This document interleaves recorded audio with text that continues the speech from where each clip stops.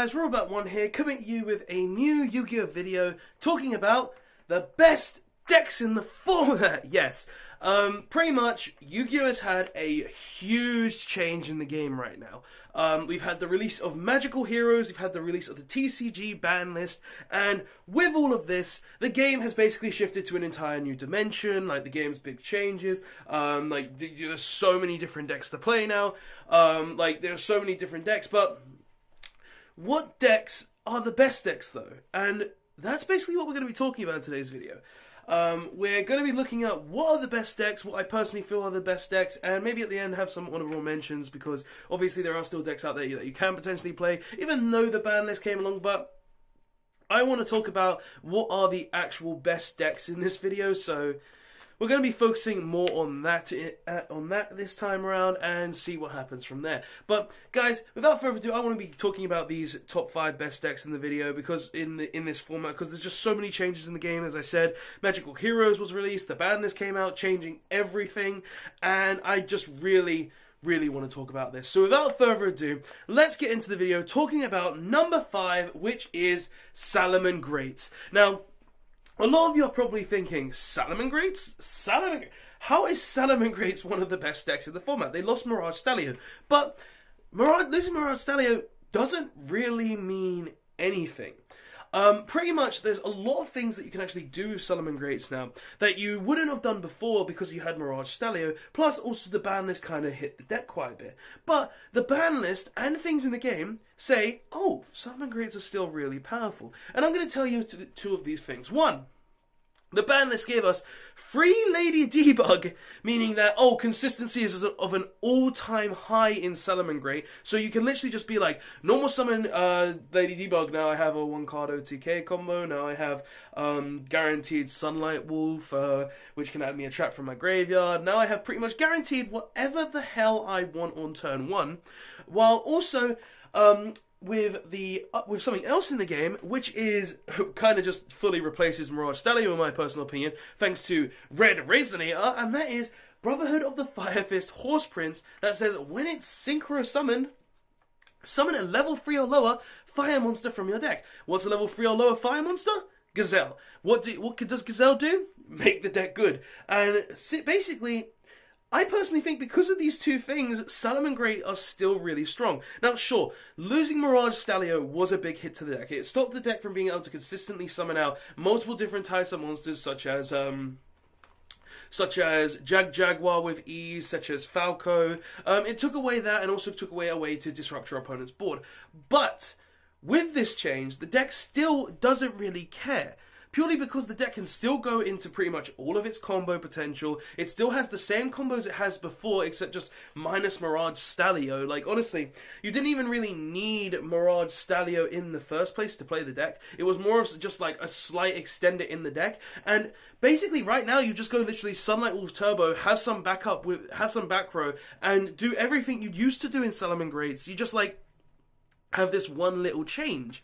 So it's like, Salomon Great, sure, they lost Mirage Stallion, but they still have everything else they used to have, which is absolutely fine. You can even add stuff like Red Resonator with the Red Resonator Searcher spell to guarantee that you can get the Horse Prince a lot easier. You can just normal summon your Red Resonator, summon the Jaguar or the Lady Debug. Debug can search whatever Salomon Great you want. Go into Horse Prince summons Gazelle, and then you go crazy from there. So it's not like losing Stallion made a big hit. It just means that the deck has to play a bit differently, but along with everything it used to have as well. So, yeah, sure, they lost that card, but Salomon Great are still a very powerful deck, and I definitely consider them in the top 5 decks. But that's number 5. Let's get on to the next one, which is number 4, which I've been seeing a lot of people pairing this together with Autogeist, but it's not. And that is Guru. Guru Control, Subterra, whatever you want to personally call them. This deck is one of the best decks in the game now. And there's a few reasons for this, and that's because one, Red Reboot's dead. No Red Reboot basically means, oh, I can just literally say, oh, I'm gonna flip my final battle. I'm going to flip my guru. My guru's going to negate your stuff. You're not going to have any kind of counterplay to this. I can have tons of back row with the greatest of these. I can play There Can Only Be One to stop you from playing the game. I can literally have everything I had before. The only difference is you've lost Red Reboot. And a lot of people are probably going to say, oh, but Lightning Strike's coming out. It's going to kill the deck. But sure, you got to remember. Really, you've got to remember that this deck plays free Solemn Judgment and also Imperial. Well, it doesn't play actually Imperial Order. Excuse that one. But it plays free Solemn Judgment and free Subterra Fiendess, which is saying, oh, you've activated a Lightning Storm, have you? Negate.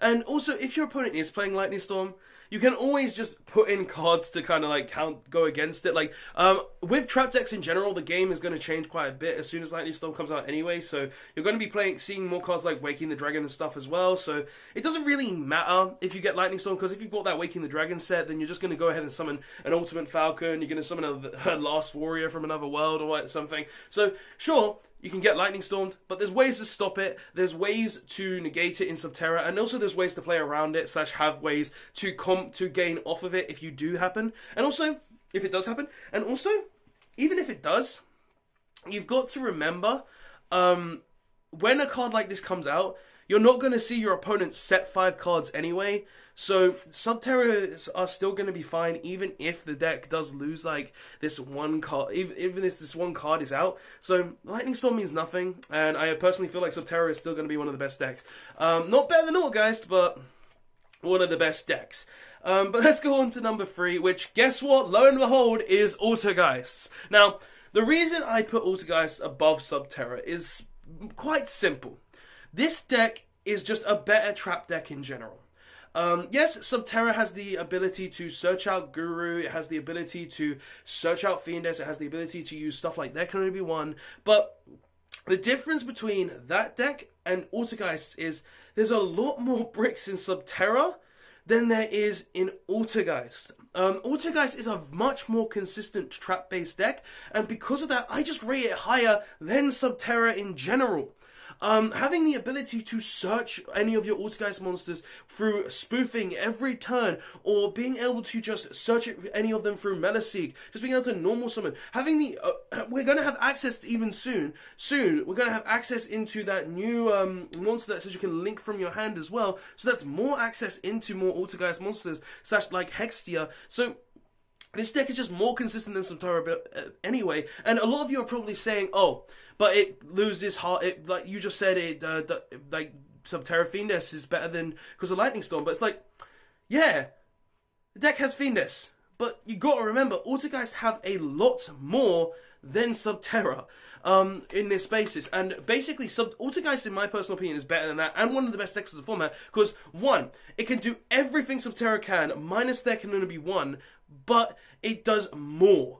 It does more in the fact that it can compulse any card your opponent has with Circuitous at any point in time if you really want to. It has a multi-faker that says summon any Autogeist monster from your deck to basically use that Autogeist monster to either combo off, disrupt your opponent, or just stop in general. It has cards like Protocol that prevents your own cards from being negated. It has cards like Manifestation to revive your Autogeist cards to then use those Autogeist cards to go into more combos.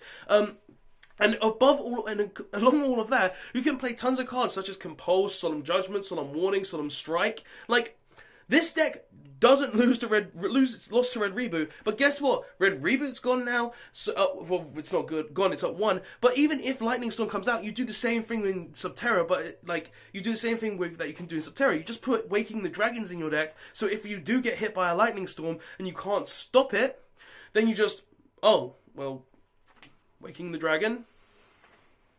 This was one of the cards that I set and kept some traps in my hand. So if you did have Lightning Storm, then I get to plus.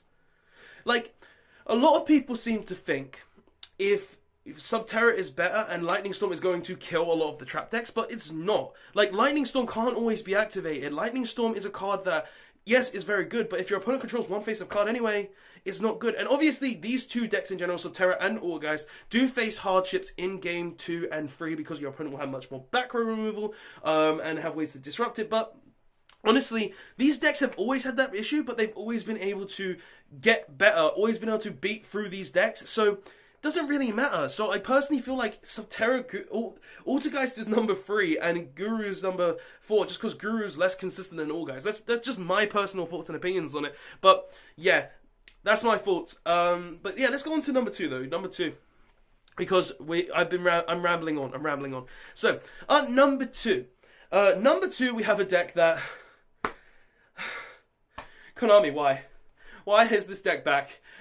Spiral. We have Spiral. Spiral has returned. Yu-Gi-Oh players, welcome to the Spiral era again, where we'll back in CI cybernetic. What was it? I've got it on my wall. Circuit break. We're back in the circuit break format, guys. When we just got double helix, and now Spiral's back. We're in the tier 0 format. No, we're not in the tier 0 format. There's no tier 0 decks right now.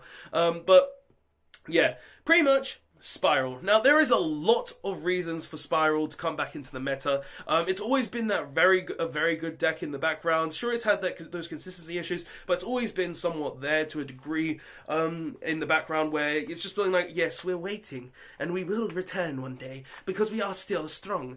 But the thing that really has brought Spiral back is Magician's Souls. Now, Magician's Souls basically said, as soon as this card was released, I'm going in Spiral. My boy's Dark Magician over there. I'm sorry, boys. I got to abandon you, because like this deck needs me, and this deck can be meta. Whereas you're good, boys. You're good. But I'm sorry. I got to go to Spiral. And basically, what this card does for the deck is it sets up your master plan in grave. So it special summons itself from the hand, sends a master plan to the grave. And while it's on the board, you can send 2 spell and trap cards from your hand or field to the graveyard to draw that many cards. Now, a lot of people would think this is not that good, but you've got to remember, Spiral have a trap card that say, you can banish this card from your graveyard to summon a Spiral from your graveyard. So basically, what you're doing is you're sending master plan to the graveyard with Magician's Soul. Summon it, send the trap card to the graveyard, banish the trap, summon master plan back, then link those 2 away into whatever you want. So you can then go from there and go and get Last Resort and double helix, whatever. No, not double helix. But you can get pretty much anything you want from there. And not only that, but the deck still has everything it used to have outside of the OTK. It has the name's escaping me. It can stack your opponent's decks with Spiral drones. It can use Quick Fix to search more Spiral gear cards. Like literally, the deck has everything it once had, but it's now got something that literally just says, I can turbo in my deck a lot easier, and I don't really care what you have. So it's like, Spiral, we're a huge combo deck. We're one that we can win very easily. We live off the link mechanic. We stack the top of your deck, and we have this card that literally says, oh, we can search for whatever we want, whenever we want, without issue. So it's like, this deck is going to be one of the most powerful decks in the game. It's sad to say it is, but it really will be. But Spiral is number 2 on my list. It's so strong. It will be able to do so much in the game that it's like, I can't not say this deck is going to be strong. Like, this deck literally says, I'm going to make a whole board. I'm going to literally make an invincible boss monster, Spiral Sleeper with Spiral Gear, the one that protects it. I'm going to be able to pop 2 of your cards every turn. I'm going to make a board that says you can't play the game. I'm going to make Appaloosa turn 1 with a Greatest of These, and I'm going to do all of this with maybe 1 to 2 cards. So it's like, honestly, Spiral are going to be a strong deck this format. They will be. There's no denying it. So it's like, why fight it? But that's number 2. What do I think the number 1 best deck is? And a lot of you are probably going to say this is biased. A lot of you are probably going to say this is just because you can. But honestly, in my personal opinion, I think Heroes are going to be the best deck for once. Now, let me talk about heroes for a second. Heroes have always been a good deck in the game.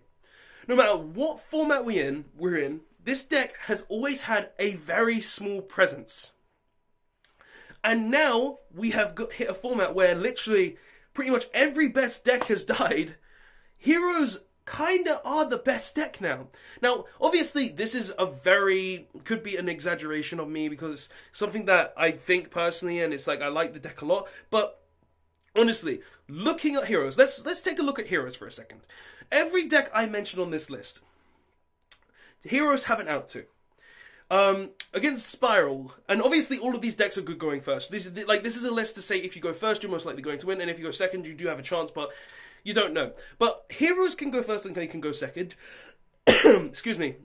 And they can literally go first or go second, and they can literally beat every one of these decks on this list. And I'm gonna give you reasons why now.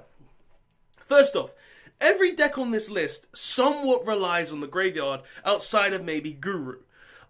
So what card in the deck says, oh, you can't play the game now? Darklaw. Darklaw says against Spiral, against Salomon Greats, against Altergeist, you want your graveyard? Nah, fam. You can't have your graveyard. You are not allowed to have that graveyard because I'm going to say every card that goes to your graveyard is banished. Simple as that. Oh, you're up against a back row deck? Well, we got Liquid Soldier now to make Absolute Zero a lot easier, so guess what? Your Liquids, I'm going to make Absolute Zero, along with, which can also make Acid. So, when your opponent tries to make a board and set 5 and pass, or set some amount of cards and pass, you're literally going to end phase, Mask Change, Absolute Zero away, Acid on the board, Acid chaining 1, Absolute Zero chaining 2, destroy all their monsters, destroy all their back row. So, not only does this deck have Darklaw, which is one of the best floodgates in the game, saying, oh, any card that's sent to your graveyard is banished, but it also has Absolute Zero and Acid that says, oh, now you just lost your entire board for free. And not only that, the deck has so much more. The deck has 1-card combos out of its arse through Fusion Destiny, being able to literally guarantee a turn 1 Darklaw with a Dread Decimator on board. Like, literally, it's not even a joke. You can make Dread Decimator and Darklaw turn 1 with 1 Fusion Destiny in this deck. Like, oh, and this is because Liquid Man exists, by the way. Liquid Man literally made this whole combo possible. Check out the deck profile for Heroes if you want to see that combo. But it's literally there, and you can literally do whatever you want. And you can also guarantee Acid on that same turn as well. Like, Heroes have a lot now. And sorry for my coughing, I don't know, my throat's getting dry. But Heroes have a lot now, and they have so much consistency as well. They're more consistent than every deck on this list. Salomon Greats, sure they have a ton of consistency, but guess what? They fall out to quite a few things, plus they have nowhere near as good as this deck. Guru has very little consistency, but is still a very strong deck. Altergeist, a lot of consistency, but still kind of bricks a lot. Spiral, that deck has a lot of consistency. If you open Magician's Souls, if you don't open Magician's Souls, it's kind of like a 50-50, and if you open all your bricks, you kind of lose there. But Heroes have very little bricks. The deck has at most 2 bricks in its entire deck, being Polymerization, Miracle Fusion and Dark Calling. The deck has so many consistency cards through Equal, through Vision Hero Faris, through Vision Hero Vion, through Stratos, through Fusion Destiny, through everything. It has so many 1-card combos, and it even has Floodgates slash Destruction cards along the lines of Dystopia, Acid and Absolute Zero. Acid and Absolute Zero, and even Destiny Hero Plasma that literally says, oh, you can't activate monster effects. Like, honestly, in my personal opinion, Heroes are one of the best decks this format, and in my personal opinion, the best deck. It beats out every deck from the last format that is currently in the game still. It literally says, oh, I have outs to literally everything in the game. Like, literally, it can out everything in the game, and I'm not going to care. I don't care if you have this big board. I don't care if you have this kind of board. I'm going to either OTK you, or I'm going to go first and make a board that that won't be super easy for you to break and will disrupt your entire plays. Now, sure, obviously, Heroes lose out to cards like Nibiru. It loses out to Lightning Storm if your opponent puts everything in attack mode. But in all honesty, I personally feel like Heroes are the best deck, and I've said my piece on it, and personally, I feel like they will be. But guys, What do you lot personally think are the best decks of this format? These are my top picks. There's obviously other decks you could potentially play as well. Pendulum are doing well. Orcust are still somewhat decent. They have their own plays. They can do very well in the format still, to their own degree. You've got Dinosaurs that got Lithoscission back. You've got other decks, like, you can play so many different decks. Paleo is another good one. But what do you personally guys think are the best decks in the format? Tell me that in the comment section below. I'd love to hear your thoughts and opinions, because obviously there are still tons of decks out there that could potentially be very good. Please don't forget to like, comment, and subscribe for more good videos. And guys, I will see you guys in the next one. Robert Bat1 signing out, and please don't forget to check out all the links in the description and all of that, to check out future past videos, Facebook page of the team, and all of that. But guys, sorry for the coughing at this end of this video, and I will see you guys in the next one. I personally feel like Heroes are the best, but it could be any other deck, guys. It could be really any other deck. Later, all.